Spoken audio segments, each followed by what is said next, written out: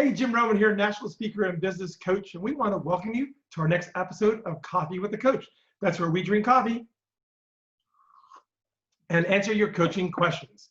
We have a special guest speaker today, Maureen Kendall with Maureen Consulting. Hey, Maureen.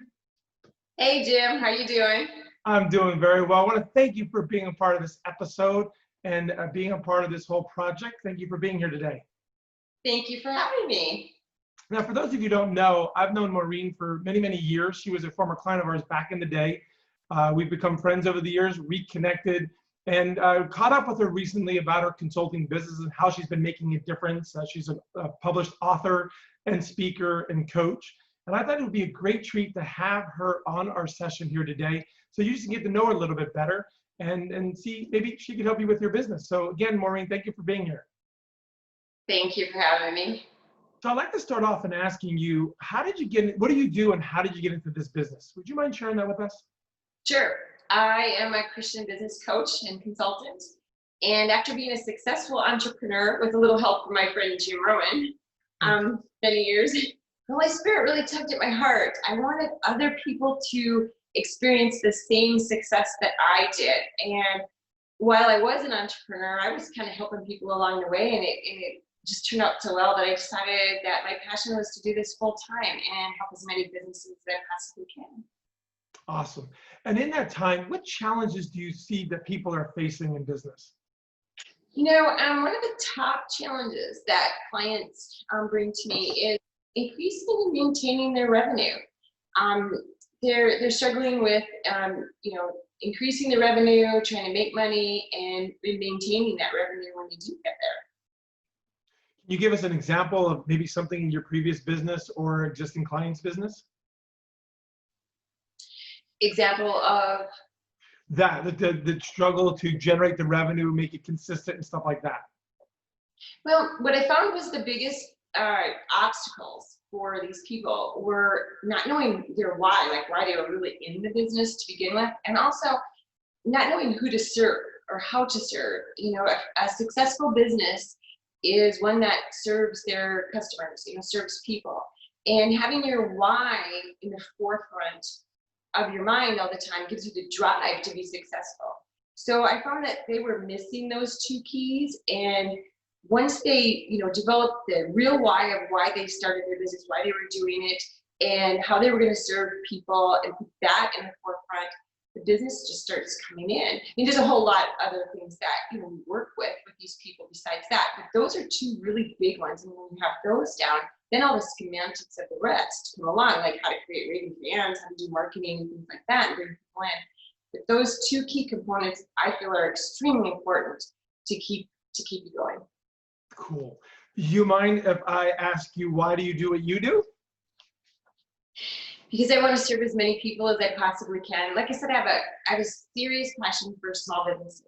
I want small businesses to thrive, stay alive, thrive, and people to succeed with their dreams. And I feel that the more people I can help, the better the world will be, because we'll have more happy, joyful people. I also learned along the way that if you don't have stress in your business, no matter how successful you become, if you have a stress-free business, you have joy in your heart. Success, a lot of times people define with money, like how much money they make, but you can be as successful as you want money-wise and have no life and no joy in your life because of all the stress it took to get you that money. So my big thing is to help people de-stress their lives with their businesses, and it can be done. I really like that. You shared that with me the other day. Sort of in passing, you said, relieving the stress from your business, have a stress, you said stress-free business. And I was like, I want a stress-free business. So I didn't tell you that at the time. So if you wouldn't mind sharing with me, what can someone do? What are some of the steps? I mean, obviously we don't have a lot of time, but what are people can do to take steps in having a stress-free business or to be a better business in your experience? Sure. Well, yeah, I just published a book. You can actually get all the details, but the number one thing is making God number one in your business.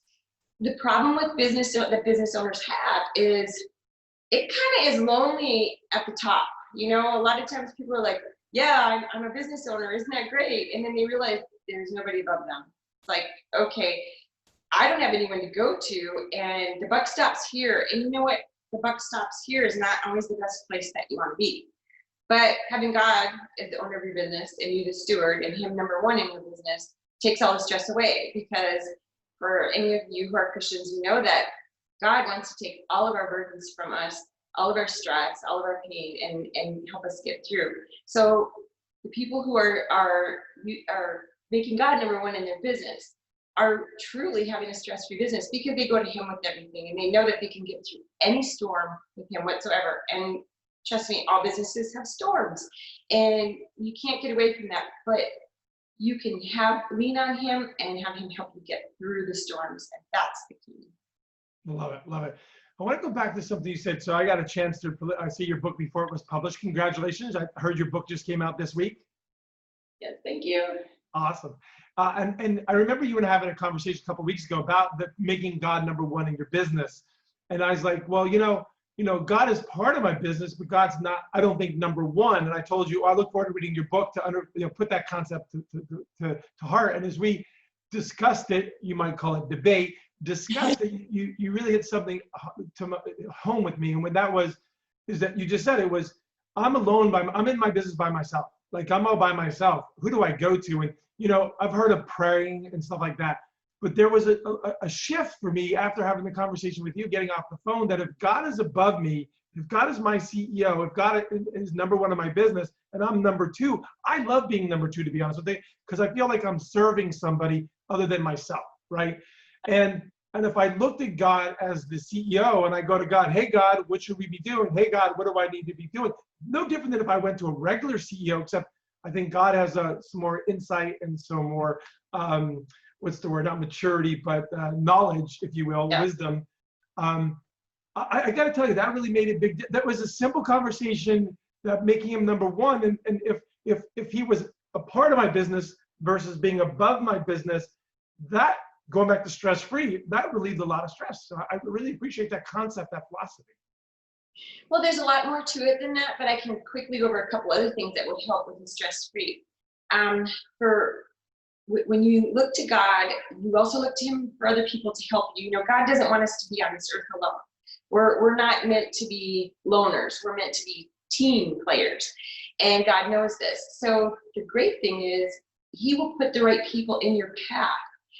For example, when I was struggling in my businesses back in the day and you know, working my way up and being successful, I was in groups of people, like mastermind groups and things like that. Well, God will help you choose the right people to be in a mastermind or a group of people who are struggling with the same struggles you have. So he's there to guide you and help you, but also to lead you to other people to guide you and help you, because you're not expected to do this alone. You know, everyone has skill sets, and that's what makes the world go around. We can't all have the same skill set, or we'd be a bunch of robots at the good time. So we have to find like-minded people and, you know, coaches and mentors and groups of people, like mastermind groups, to work things through. But having God at number one, because, you know, he created everything, so therefore he owns everything anyway. Having him number one to lean on and guide you, you can't go wrong. And the coolest thing of all is that you have a team of 3 above you: the Father, the Son, and the Holy Spirit. So what do you think it would cost you to pay for 3 people like that to help your business? Well, you can't, because there is no, first of all, they're free, which is totally awesome, but there is no amount of money in the entire world that could pay any amount of people who could give you what those 3, with the Trinity, gives you in your business.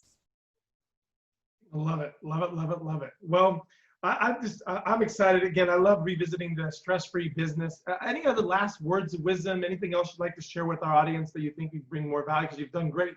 So if you feel that you've given enough and they can get your book, other than that, is there any other last words of wisdom?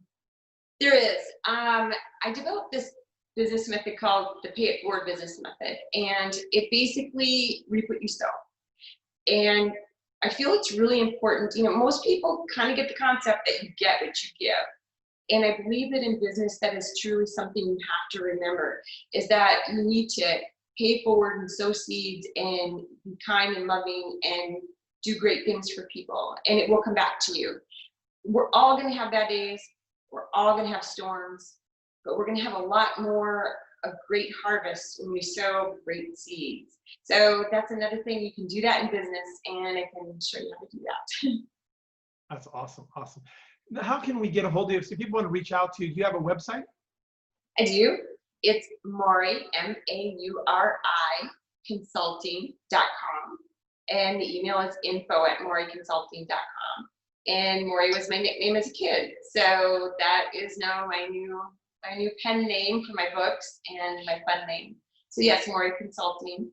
And we can take care of you. Awesome. Well, I want to thank you for being there. For those of you who don't get to know Maureen, I've known Maureen for a long time, which she didn't say, and I appreciate her, being so humble, as she's built $2 million companies and was able to sell them successfully. And that speaks volumes, to go from micro to millions. If anybody knows my story, I want to help people go from micro to millions while having a life. I want people to build a better business, to build a better life. And Maureen is one of those coaches and consultants who's done there, done that, been in your shoes, from struggling with employees to revenue to profit, the processes and everything in between. So when you look to seek a person like Maureen, she's been there. She's been in your shoes, where I just really appreciate that about you, Maureen. Thank you so much for taking the time to be here today. And thanks for everything you do for the business community, the Christian community. And thanks for everything you've done for me. And thanks for having me here. I appreciate it. I want to help people. Thank you. You're very welcome. You're very welcome. Well, thank you again for another episode of Coffee with the Coach, where we drink coffee and answer your coaching questions. Till next time, I'm Jim Roman. The more you know, the more you grow.